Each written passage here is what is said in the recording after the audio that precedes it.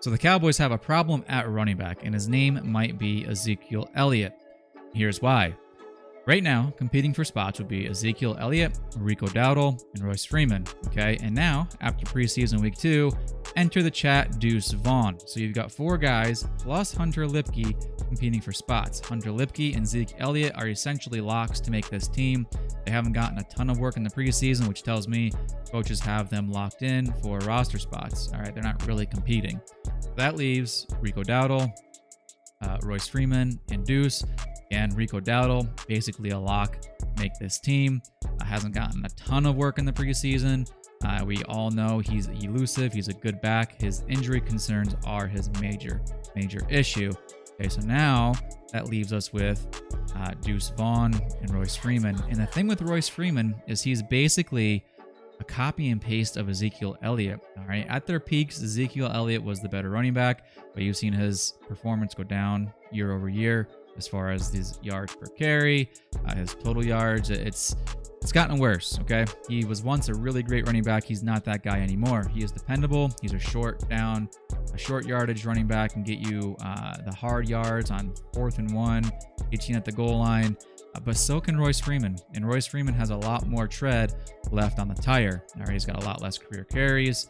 And to me, why would I want 2 guys on what's supposed to be a 3-headed monster type backfield plus Hunter Lipke? I don't really want 2 guys of the same type on the 53. I would much rather personally keep somebody like a Deuce Vaughn over Ezekiel Elliott. I know it sounds crazy, but Deuce Vaughn, he offers something that none of the other backs offers, all right? I know Rico is elusive. Deuce is more elusive. He has better agility. His entire game revolves around not being touched because, if you get hands on him, there's a good chance he's going down. He does have some shake to his game. He spins out of tackles at times, but he likes to juke guys, as we saw in the preseason. All right, he's very, very quick, hard to track. He gets hidden behind his offensive lineman. Again, we saw that against the Raiders, and he just kind of squeaks out sometimes for 5-6 yard gains where it's like he should have just hit the back of his lineman and gone down for a 1 or 2 yard gain. Okay, and Royce Freeman, he's a power back. All right, similar to like an Ezekiel Elliott type. I just think that Royce Freeman can offer you a little bit more than Zeke can at this point in their careers. Zeke might be the better 3rd down blocker, the pass protector, things like that. We haven't really seen Zeke at all this preseason, so we don't really know what to expect from him. For training camp, it's really hard to evaluate these running backs because, they're getting through these wide open holes. They're getting touched. They're not going to the ground. We don't know if they're going to break tackles or not. We have no idea really what to expect based on training camp. So preseason is a good time to get a look. But with Zeke being basically given the roster spot, he's not going to take any snaps and hasn't taken any snaps in the preseason.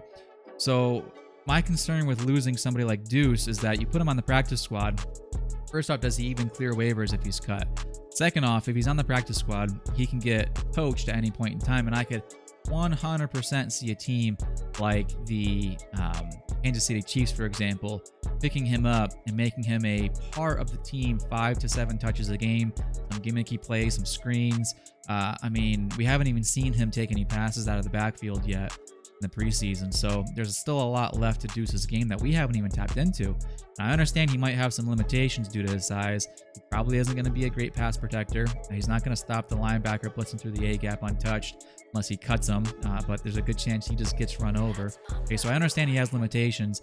He also offers you something that no other back on the roster can offer. Electric, and he's a special teams player. He can return kicks alongside Turpin. If Turpin goes down, he'll probably be your primary return man. He can field punts, return punts. So he's dynamic. He can do multiple things. Yes, he does have limitations. Every player has limitations. Deuce's limitations are just due to his size. He actually is sneaky strong for his size. He has a very low center of gravity. Hard to bring him down at times. Because of that low center of gravity, he moves very fluidly, a lot easier. And I just would hate to have 2 big bruising power backs on the roster and not have a guy that can house it at any point in time, because I don't think the other 3 guys have that element to their game where I think Deuce can take the ball and house it at any point in time anywhere from the field. So let me know what you guys think. Do you think I'm crazy for wanting to keep Deuce over Zeke? I'm saying it out loud and I feel like a crazy person for saying that. Or would you keep Deuce over a Royce Freeman and keep Zeke? I mean, what are your thoughts? Would you keep Deuce at all? Let me know. Appreciate you watching. No obstacles can stop. Cowboys nation, stand up tall. We'll never let our spirit fall. Blue and white will always fight, determined to reach that height.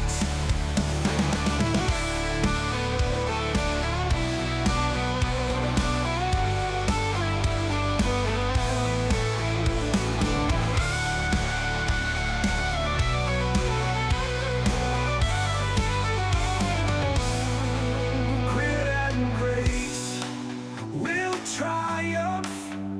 No obstacles can stop.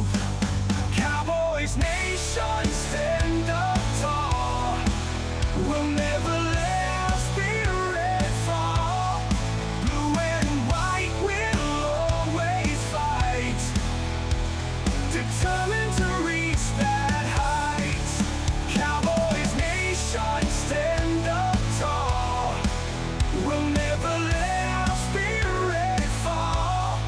Blue and white will always fight, determined